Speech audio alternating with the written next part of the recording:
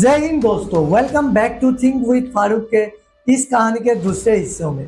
पिछले एपिसोड में हमने देखा कैसे चाइना का बेल्ट एंड रोड इनिशिएटिव, जो एक वक्त में प्रोजेक्ट ऑफ द सेंचुरी कहा जाता था, श्रीलंका के हम्बनटोटा पोर्ट को 99 साल के लिए अपने कब्जे में ले आए। आज पार्ट 2 में हम और गहराई से देखेंगे कि यह ड्रैप ट्रैप डिप्लोमेसी सिर्फ श्रीलंका तक सीमित नहीं रही। पाकिस्तान, केनिया, लाओस ऐसे और कौन कौन से देश इस जाल में फंसे, और क्या यह पूरा प्रोजेक्ट अब खुद चाइना के लिए भी बोझ बन रहा है। चलिए बिना देरी के शुरुआत करते हैं। इस जाल में फंसने वाला सिर्फ श्रीलंका अकेला नहीं था। अफ्रीका का छोटा मुल्क जाम्बिया, जो सिर्फ कॉपर एक्सपोर्ट पर जिंदा है, वो भी इस जाल में फंस चुका है। वहाँ के लीडर ने इकोनॉमी को मॉडर्न बनाने का सपने देखा और चाइनीज लोन के मदद से कई प्रोजेक्ट शुरू कर दिए।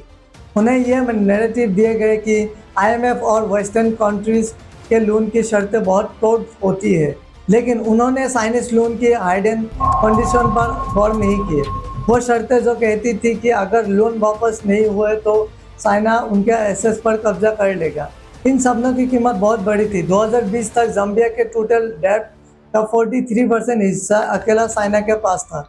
नवंबर 2020 में जब कोविड-19 पैंडेमिक की वजह से ट्रैप और टूरिज्म ख़त्म हो गए और कॉपर की डिमांड गिर गए तो जाम्बिया डिफॉल्ट कर गए। बीआरआई ने कई ऐसे महसूब भी बनाए जो किसी काम के नहीं थे। इन्हें व्हाइट एलिफेंट्स प्रोजेक्ट कहा जाता है, यानी वो प्रोजेक्ट जो दिखने में बहुत बड़े और आलीशान लगते हैं, लेकिन उनका कोई प्रैक्टिकल फ़ायदा नहीं होते। मॉन्टेनेग्रो यूरोप का एक छोटा मुल्क ने 2014 में चाइना से 1 मिलियन का कर्जा ले लिया।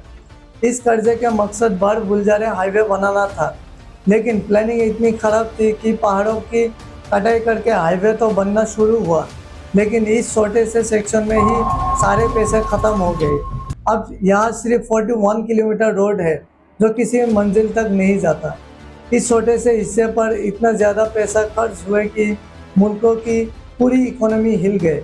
अब मॉन्टेनेग्रो का कर्जा उनकी जीडीपी के 80% से भी ज़्यादा हो गए और उन्हें आईएमएफ और यूरोपियन यूनियन से मदद मांगना पड़ रहा है। श्रीलंका ने हम्बनटोटा पोर्ट के पास एक एयरपोर्ट भी बनाया ताकि आसपास कोई डेवलपमेंट हो सके। माताला राजापक्षा इंटरनेशनल एयरपोर्ट $200 मिलियन की लागत से तैयार हुए और यह पैसा भी चाइना से ही लोन के फॉर्म में लिए गए थे, लेकिन ना एयरलाइन ने इंटरेस्ट लिए और ना ही पैसेंजर आए। आज हालात यह है कि इस एयरपोर्ट को वर्ल्ड इंग्लिश एयरपोर्ट कहा जाता है, क्योंकि यहाँ फ्लाइट बहुत कम होती है। यहाँ तक कि कभी कभार रनवे पर हाथी और जानवर घूमते नजर आते हैं। साउथ अमेरिका के वेस्ट कोस्ट पर एडुकेटर भी बीआरआई के चंगुल में फंस चुका है। उन्होंने अपने एनर्जी क्राइसिस को सॉल्व करने के लिए चाइना के साथ मिलकर 2.6 मिलियन का कोका-कोला सिनक्लेयर नाम का दम बनवाया, लेकिन कंस्ट्रक्शन के दौरान चाइनीज कॉन्ट्रैक्टरों ने क्वालिटी स्टैंडर्ड्स इग्नोर किए और बाद में सामने आया कि ऑफिशियल्स को रिश्वत देकर काम चलाया गया। नतीजा ये हुआ कि आज इस डैम के दीवारों पर 17,000 से भी ज़्यादा क्रैक्स मौजूद हैं। आज ये प्रोजेक्ट किसी भी वक्त कोलैप्स करने के खतरे में है, जो सिर्फ एक इकोनॉमिक डिजास्टर नहीं बल्कि एक बहुत बड़ा ह्यूमन और इन्वायरमेंटल क्राइसिस भी बन सकता है। उसके बाद आई पाकिस्तान की बारी। CPEC यानी चाइना पाकिस्तान इकोनॉमिक कॉरिडोर, जो पाकिस्तान के लिए $16 बिलियन का मंसूबा था। पाकिस्तान ने CPEC से उम्मीद रखी थी कि बिजली, जॉब और तरक्की मिलेगी, लेकिन ज़्यादा प्रोजेक्ट डिले या फेल हो गए। गद्दार के लोगों ने पानी, बिजली और चाइनीज़ गवर्नमेंट के खिलाफ काफ़ी प्रोटेस्ट किए। जॉब्स के वादे पूरे नहीं हुए और पाकिस्तान पर कर्जों का बोझ बढ़ता चला गया। अब हालात यह है कि गदर पोर्ट पहले पाकिस्तान के अथॉरिटी के पास था, अब वो चाइना का पास है। इसके रेवेन्यू का 91% हिस्सा चाइना ले जाता है, जबकि सिर्फ बचा हुआ 9% पाकिस्तान के हिस्से में आता है।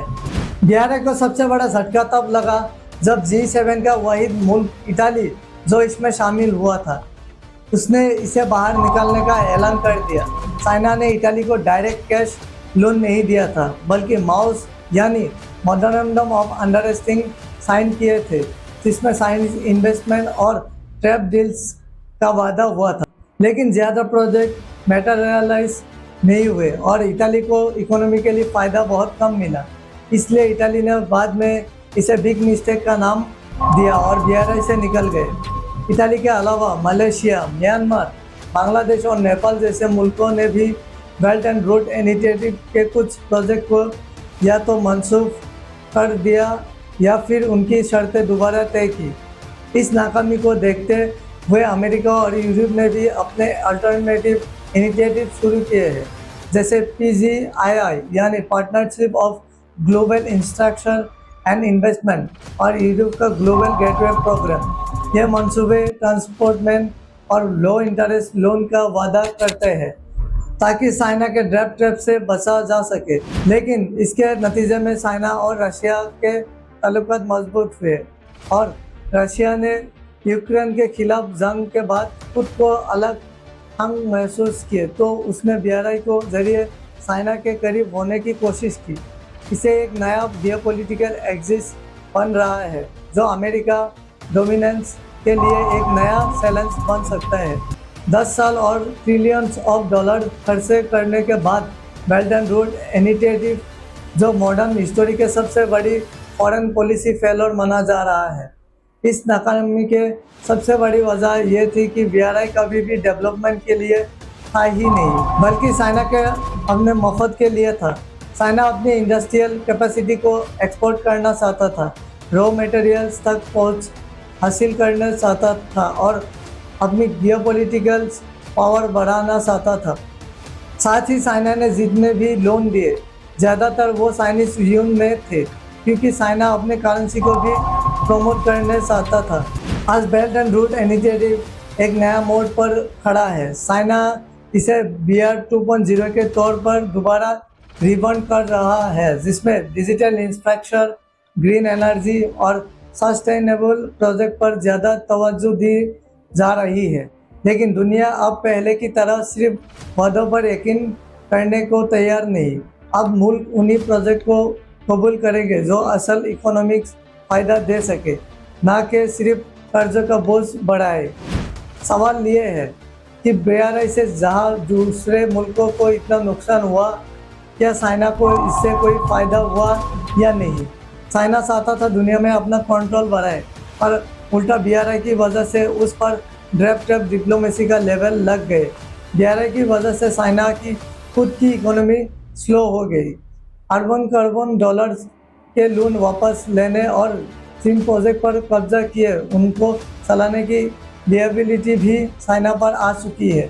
दूसरी तरफ चाइना ने BRI के जरिए दुनिया भर में 100 से भी ज़्यादा पोर्ट्स में डायरेक्ट या इनडायरेक्ट स्टेक ले लिए हैं, जो चाइना की एक्सपोर्ट इकोनॉमी के लिए काफ़ी फ़ायदेमंद है। अगर BRI का पूरा नेटवर्क कंप्लीट हो गए तो ये एशिया से यूरोप तक का सबसे लंबा रोड रेल सी कनेक्शन होगा, जिसमें दुनिया की 65% पॉपुलेशन कवर हो पाएगी।